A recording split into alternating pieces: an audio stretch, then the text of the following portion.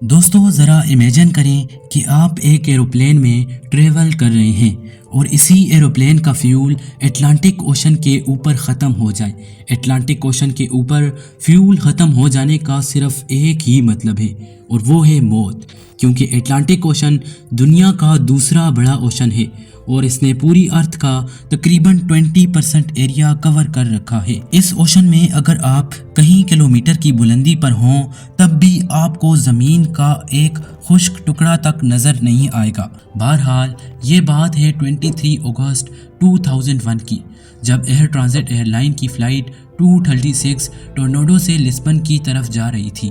یہ آدھی رات کا وقت تھا اور یہ جہاز اٹلانٹک اوشن کے بیچوں بیچ 39,000 فیٹ کے الٹیٹیوڈ پہ کریوز کر رہا تھا۔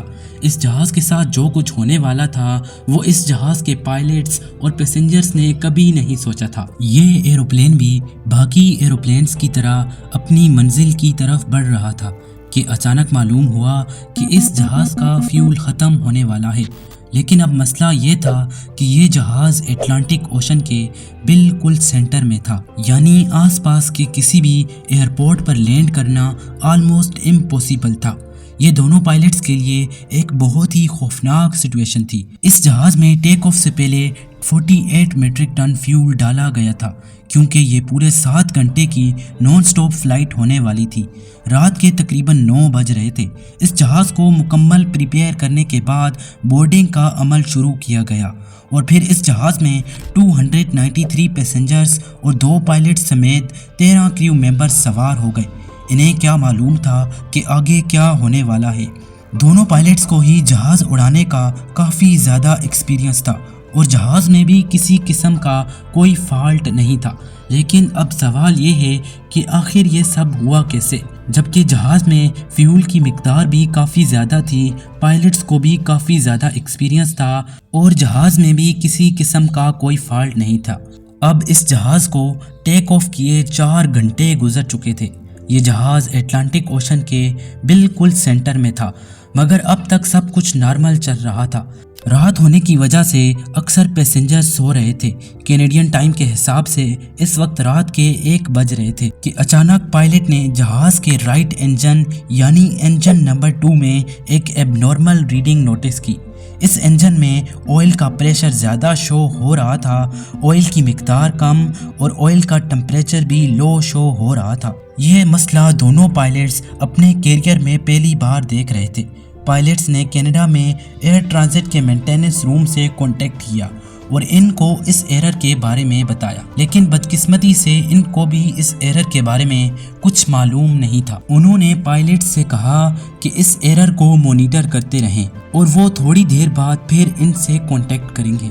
اب پائلٹس یہ سوچ کر ریلیکس ہو گئے کہ شاید سینسر میں کوئی فالٹ ہوگا جس کی وجہ سے وہ غلط ریڈنگ دے رہا ہے۔ لیکن اس کے آدھے گھنٹے بعد ایک اور مسئلہ سامنے آتا ہے۔ اس بار یہ مسئلہ آئل سے ریلیٹڈ نہیں تھا بلکہ فیول سے ریلیٹڈ تھا۔ نارملی ہر ایروپلین کے دونوں ونگز میں فیول کو ایکولی ڈسٹریبیوٹ کیا جاتا ہے، مگر اس ایروپلین کے رائٹ ونگ میں فیول کی کوانٹٹی کم تھی۔ یہ مسئلہ اتنا بڑا نہیں تھا کیونکہ اسے فلائٹ کے دوران بھی فکس کیا جا سکتا ہے۔ کیپٹن نے اس مسئلے کو فکس کرنے کے لیے کراس فیڈ والو کھول دیا، جس سے لیفٹ ونگ کا فیول رائٹ ونگ میں جانے لگا۔ اب تھوڑی ہی دیر بعد دونوں ونگز کا فیول ایکول ہو گیا تھا۔ ابھی صرف 10 منٹ ہی گزرے تھے کہ کیپٹن کو لو فیول وارننگ دکھنا شروع ہو گئی۔ پائلٹ نے دیکھا کہ رائٹ ونگ میں فیول پھر سے کم ہو گیا ہے اور اب اتنا فیول بھی نہیں بچا تھا جو اس ایروپلین کو اس کی منزل تک پہنچا سکے۔ اس وقت اس ایروپلین میں صرف 7000 kg فیول ہی بچا تھا۔ اب پائلٹس کے پاس صرف ایک ہی آپشن بچا تھا، ایزورز آئلینڈ۔ لیکن پائلٹس کو یہ بات بھی کنفرم نہیں تھی کہ وہ اس آئلینڈ میں سکسیسفلی لینڈ کر پائیں گے یا نہیں، اور ان کے پاس دوسرا آپشن موت کا تھا، یعنی اٹلانٹک اوشن کے اندر ہی لینڈ کرنا۔ اس آئلینڈ میں ایک ایئرپورٹ بھی موجود تھا۔ پائلٹس نے ان سے کانٹیکٹ کر کے انہیں بتایا کہ وہ فیول شارٹیج کی وجہ سے یہاں لینڈ کریں گے۔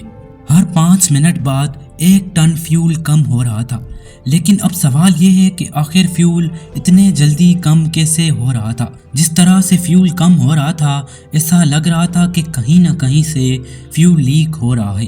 पायलट ने चेक किया मगर रात होने की वजह से इन्हें कुछ पता ना चल सका। अब इनके पास सिर्फ इतना फ्यूल बचा था जिससे ये सिर्फ 25 मिनट तक ही ट्रेवल कर सकते थे और इतने कम फ्यूल में इस आइलैंड तक पहुंचना भी मुमकिन नहीं था। अगले चंद मिनटों में जहाज के राइट इंजन में आग लग गई जिससे जहाज के अंदर अफरा तफरी मच गई। ये एरोप्लेन अभी एयरपोर्ट से 240 किलोमीटर दूर था मगर इसमें सिर्फ 600 केजी फ्यूल बचा था और सिर्फ एक इंजन था।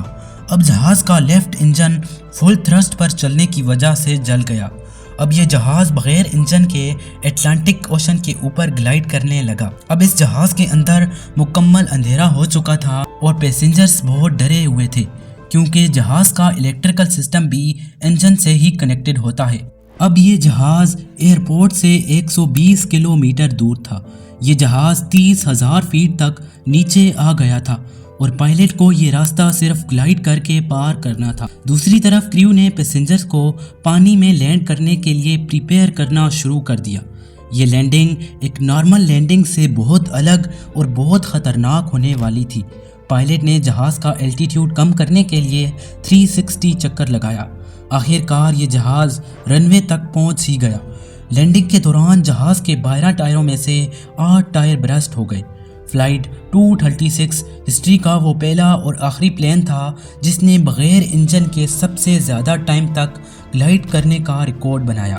फ्यूल लीकेज के हवाले से जब इन्वेस्टिगेशन की गई तो पता चला कि इस जहाज़ के टेक ऑफ करने से पहले इसका एक पार्ट चेंज किया गया था जो कि किसी दूसरे एरोप्लेन का था और लूज फिटिंग की वजह से एरोप्लेन का फ्यूल लीक होने लगा। इसके 1 साल बाद दोनों पायलट्स को इस एरोप्लेन की सक्सेसफुल लैंडिंग की वजह से अवार्ड भी दिया गया था।